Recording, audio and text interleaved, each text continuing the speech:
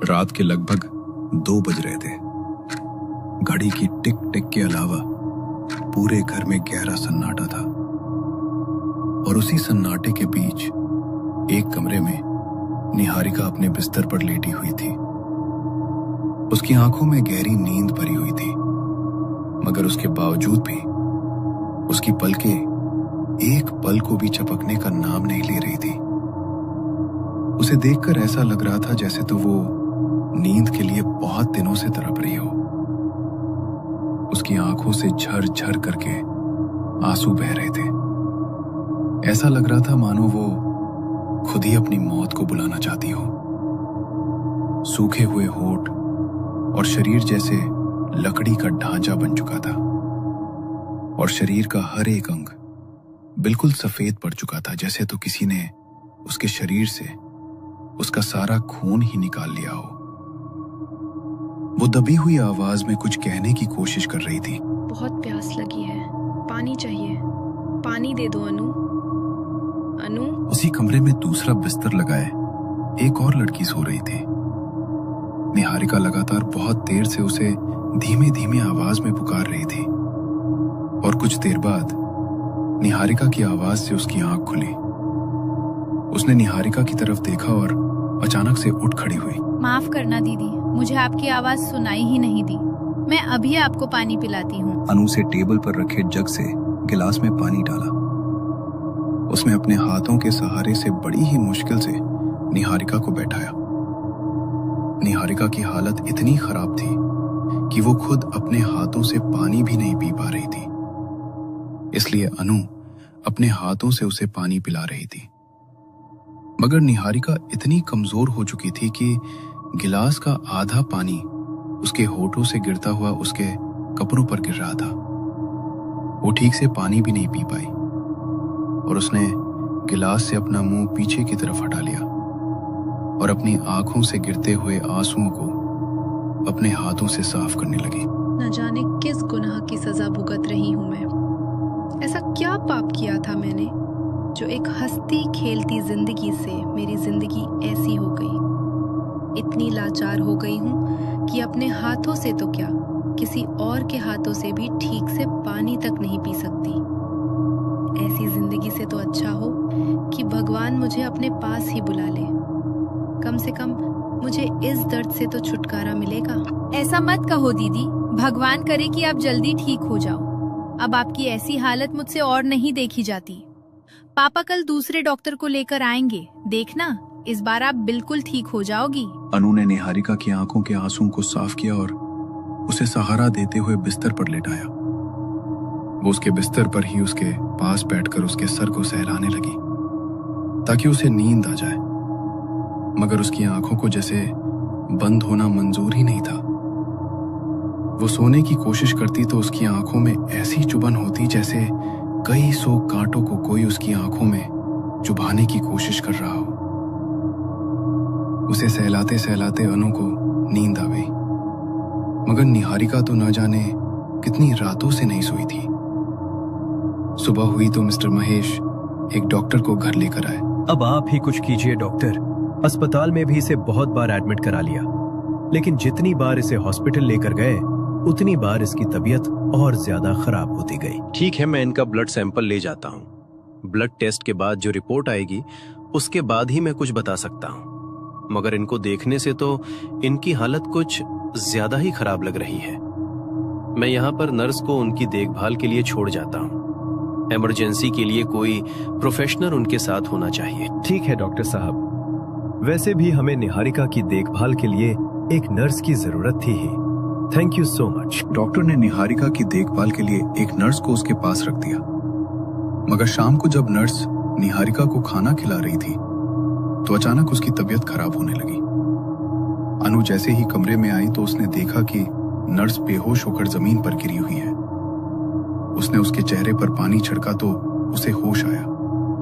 अनु ने उसे सहारा देकर बिस्तर पर बैठाया। आप ठीक तो हो ना सिस्टर?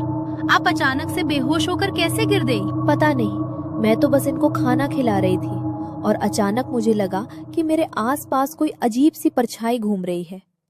मेरा सर घूमने लगा और मैं कब बेहोश होकर गिर गई मुझे कुछ पता ही नहीं। क्या परछाई? कैसी परछाई? मुझे लगता है कि आपकी तबीयत सचमुच ही ठीक नहीं है। आज रात आप रहने दीजिए। आज रात को भी मैं ही दीदी के साथ सो जाऊंगी। आप अपने घर से किसी को बुला लीजिए, वो आपको आकर ले जाएंगे। ऐसी हालत में आपका अकेले जाना ठीक नहीं है। नर्स ने घबराते हुए अपने घर पर कॉल लगाई।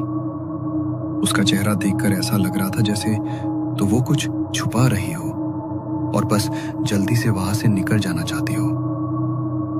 थोड़ी ही देर बाद उसका हस्बैंड वहां आया और उसे वहां से लेकर चला गया। आज अनु की तबीयत ठीक नहीं थी, इसलिए वो निहारिका के कमरे में नहीं सोई। रात के लगभग 1:30 बजे होंगे, तभी अनु के कानों में एक अजीब सी आवाज पड़ी, जैसे तो दबी हुई आवाज में कोई बड़े ही भयानक तरीके से मुस्कुरा रहा हो। वो आवाज इतनी भयानक थी कि अनु बुरी तरह डर गई। वो अचानक से हड़बड़ाकर उठी और उसने कमरे में इधर उधर झांक कर देखा, मगर उसे वहां कोई दिखाई नहीं दिया। उसे लगा कि ये शायद उसका कोई भ्रम है, इसलिए उसने फिर से सोने के लिए अपनी आंखें बंद कर ली, मगर तभी एक भयानक आवाज उसके कानों में पड़ी। आज रात मैं किसे मारूं, किसके रक्त का भोग स्वीकार करूं? डर के मारे अनु की सांसें तेज हो गई। उसने हिम्मत करते हुए आंखें खोली और पीछे मुड़कर देखा तो उसे लगा जैसे अभी अभी कोई बहुत बड़ी परछाई उसके सामने से दूसरी तरफ दौड़ते हुए गायब हो गई हो। उसने जल्दी से दूसरी तरफ देखा, मगर वहां भी कोई नहीं था। तभी वहां चरचर पंखे के हिलने की आवाज आई। उसने दीवार पर लगे पंखे की तरफ जैसे ही नजर घुमाई तो उसके रोंगटे खड़े हो गए। पंखे पर एक भयानक आकृति, जिसके लंबे पैने नाखून थे और शरीर सुर्ख लाल रंग का था, पंखे पर बैठी हुई थी। उसने भयानक हंसी हंसते हुए अनु की तरफ देखा। इससे पहले कि अनु कुछ भी समझ पाती, वो उसके ऊपर झपट पड़ा। उसने उसकी गर्दन में अपने दांतों को गाड़ दिया। अनु दर्द से छटपटाती हुई अपने हाथ पैरों को बिस्तर पर मार रही थी।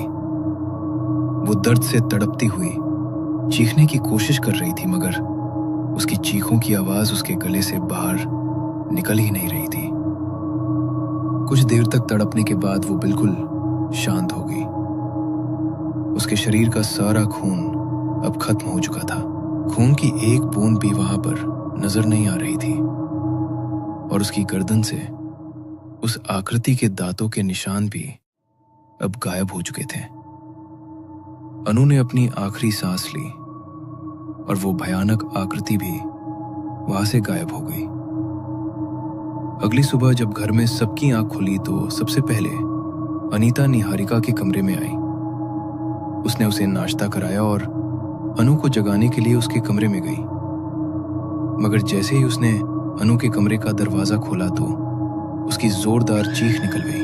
वो दौड़ती हुई अनु के पास गई तो उसने देखा कि उसका पूरा शरीर सफेद पड़ चुका है और उसकी सांसें अब थम चुकी हैं।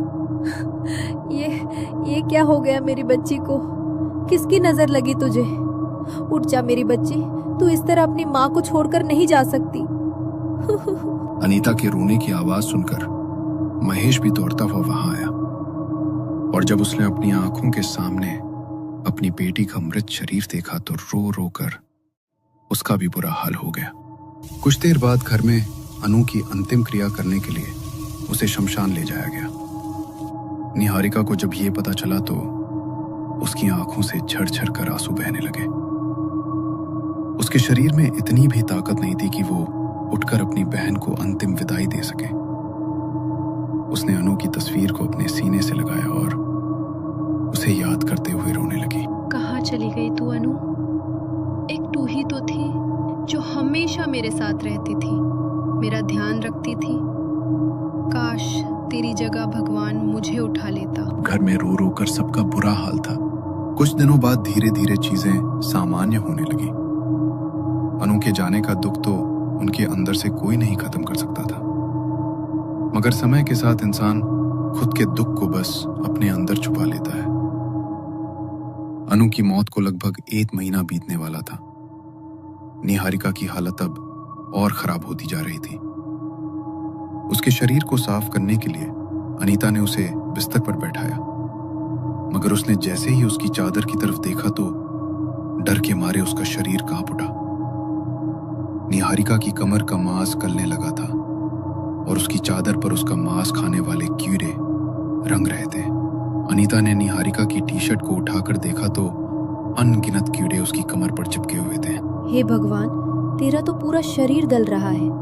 समझ नहीं आता ऐसा क्या हो गया है तुझे। भला किसी का ऐसा हाल कैसे हो सकता है?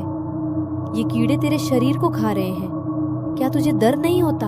होता है ना, बहुत दर्द होता है, लेकिन मेरे शरीर में इतनी ताकत नहीं है कि मैं रो भी सकूं। आप मुझे मार डालो, मुझे इस शरीर से मुक्ति मिल जाएगी।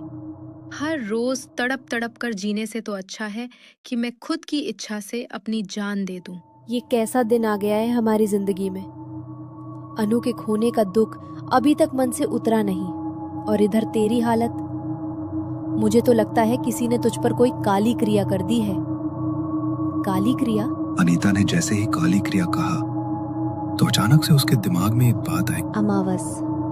आज अमावस की रात है, और जिस रात से तेरी तबीयत खराब होनी शुरू हुई थी वो भी अमावस की ही रात थी, और जिस रात अनु की मौत हुई वो भी अमावस की रात थी। कहीं आज भी तो कोई अनहोनी नहीं घटने वाली। न जाने मेरा दिल क्यों इतना घबरा रहा है। ऊपर से ये भी आज घर पर नहीं है। हे भगवान, रक्षा करना। अनीता ने निहारिका को दवाई दी और उसी के कमरे में सो गई। सुबह जब उसकी आंख खुली तो घर में सब कुछ नॉर्मल था। महेश अपने दोस्त के बेटे की सगाई के फंक्शन के लिए शहर से बाहर गया हुआ था। वो सुबह घर लौटने वाला था, तभी घर की डोर बेल बजी। अनीता दरवाजा खोलने गई, लेकिन जैसे ही उसने दरवाजा खोला तो उनके घर के सामने एम्बुलेंस खड़ी थी, जो महेश की डेड बॉडी वहां पर लेकर आई थी। उसका शरीर भी अनु की तरह बिल्कुल सफेद पड़ चुका था, जैसे किसी ने उसके शरीर के खून को भी बिल्कुल चूस लिया हो। महेश की डेड बॉडी देखकर अनीता उसके शरीर से लिपटकर जोर जोर से रोने लगी। कैसे हुआ ये सब? कल रात को जब मैंने इनसे फोन पर बात की थी तो सब कुछ ठीक था। धीरज भाई साहब, कुछ बोलिए, कैसे हुआ ये सब? ये तो हम भी नहीं जानते भाभी कि आखिर ये सब हुआ कैसे। रात को महेश बाकी मेहमानों के साथ ही कमरे में सोया था और बिल्कुल ठीक था, लेकिन सुबह जब हमने महेश को देखा तो ऐसा लगा जैसे इसके शरीर का पूरा खून किसी ने चूस लिया हो। हम इसे हॉस्पिटल भी लेकर गए, लेकिन डॉक्टर ने कहा कि इसकी मौत आधी रात को ही हो चुकी है। हम खुद नहीं समझ पा रहे हैं कि सब कैसे हुआ। पड़ोस के लोगों ने अनीता को संभाला और अनीता को ही अपने हाथों से अपने पति की चिता को आग देनी पड़ी। निहारिका की हालत ऐसी भी नहीं थी कि उसे कोई व्हीलचेयर पर ही महेश की अंतिम क्रिया के लिए लेकर जा सके, क्योंकि उसका शरीर अब जगह जगह से गल रहा था। कोई उसे ठीक से छू भी नहीं सकता था। घर में बस दो ही लोग बाकी थे, अनीता और निहारिका। निहारिका की हालत तो ऐसी हो चुकी थी जैसे बिस्तर पर बस किसी का कंकाल पड़ा हो। उसका शरीर और चेहरा किसी मुर्दा की तरह लगने लगा था। उसके चेहरे का मांस खोखला होता जा रहा था और बाकी शरीर पर रेंगने वाले कीड़े अब उसके चेहरे के मांस को भी खा रहे थे। डॉक्टर्स ने उसे हर दवाई देकर देख लिया था, मगर उसके ऊपर किसी दवाई का कोई असर नहीं हो रहा था। घर में अनु और महेश की मौत का मातम छाया था, और आज 1 महीने बाद फिर से वही रात थी जो हर महीने कुछ न कुछ बुरा करती जा रही थी। अनीता अनु के पास बैठी थी, तभी उसका ध्यान खिड़की से बाहर की तरफ गया तो उसने देखा कि आज चांद नहीं निकला है। तभी उसके दिमाग में अचानक से वही बातें घूमने लगी। पता नहीं आज की रात क्या होगा। आज भी अमावस की रात है। जो हर अमावस को होता है, आज की रात भी वही होगा। क्या? ये क्या बोल रही है तू? जो तुमने सुना, मैं वही बोल रही हूँ। आज मरने की बारी तेरी है। रक्त बीज आज तुझे भी खत्म कर देगा। और जब उन दोनों की तरह तू भी मर जाएगी तो मेरे मन को बहुत सुकून मिलेगा। क्या? ये सब क्या बोल रही है तू? इसका मतलब इस सब के पीछे तेरा हाथ है। क्यों कर रही है तू ऐसा? तूने क्यों मेरी बेटी को मार डाला, मेरे पति को मार डाला? बोल, क्यों किया तूने ऐसा? अपने ही परिवार को मार डाला तूने। परिवार? कौन सा परिवार? परिवार को तो तुम लोगों ने मारा था, वो भी मेरे। जानती हूँ मैं, मेरे मम्मी पापा का एक्सीडेंट कोई हादसा नहीं था, उसके पीछे तुम लोगों का हाथ था। उस दिन तुम लोगों की सब बातें सुन ली थी मैंने। उस एक्सीडेंट में मैं बच गई, और अगर 18 साल से पहले मेरी मौत हो जाए तो ये प्रॉपर्टी किसी अनाथ आश्रम को मिल जाएगी। इसीलिए तुम लोग मेरा इतना ध्यान रख रहे थे, क्योंकि मेरा 18वां बर्थडे आने में अभी 3 महीने बाकी है। लेकिन मेरा खेल तो देखो, उससे पहले ही एक एक करके मैंने उन दोनों को मार दिया, और आज मेरी प्यारी चाची की बारी है। कुछ देर बाद रक्तबीज तुम्हें भी मार डालेगा, और जब तू अपनी आखिरी सांस लेगी तो मेरा बदला पूरा होगा, मेरे मम्मी पापा की मौत का बदला पूरा होगा। निहारिका के मुंह से ये सब बातें सुनकर अनीता के होश उड़ गए। वो वहां से उठकर बाहर की तरफ भागने लगी। तभी उसके कानों में एक भयानक आवाज पड़ी। मुझसे भागकर कहा जाएगी, तेरी बलि तो मैं आज रात लेकर ही जाऊंगा। ही ही ही ही ही। अनीता ने डरते हुए पीछे की तरफ देखा तो रक्तबीज का भयानक रूप देखकर वो बुरी तरह घबरा गई। मगर इससे पहले वो कुछ कर पाती, रक्तबीज उसके ऊपर झपट पड़ा और मुकेश और अनु की तरह ही उसके शरीर के सारे खून को चूस गया। दर्द के मारे घर में अनीता की चीख की आवाजें गूंज उठी। मगर कुछ देर बाद वो सलकुल शांत हो गया और अनीता की भी मौत हो गई। तभी अनीता की आखिरी सांस के साथ ही निहारिका के बेजान चेहरे पर मुस्कान आ गई, और साथ ही उसकी आंखों से आंसू झरझर कर बहने लगे। मैंने आप दोनों की मौत का बदला ले लिया मम्मी पापा। आपकी बेटी ने आपके साथ नाइंसाफी नहीं होने दी। इतना कहकर उसने साइड टेबल पर रखी अपने मम्मी पापा की तस्वीर को अपने सीने से लगा लिया, और अपनी आखिरी सांस भरते हुए उसने भी अपना दम तोड़ दिया। निहारिका ने रक्तबीज की साधना करते हुए उससे अपने शरीर के रक्त का सौदा किया था कि जब तक वो उसका दिया हुआ काम पूरा करेगा तब तक निहारिका के शरीर के खून और मांस के एक एक टुकड़े को वो रक्तबीज को समर्पित कर दी जाएगी। अनीता की मौत के साथ ही निहारिका का बदला पूरा हो चुका था, और रक्तबीज के सौदे के मुताबिक अब वो अपने माँ बाप की मौत का बदला लेकर स्वयं को रक्तबीज को समर्पित कर ये दुनिया छोड़कर जा चुकी थी।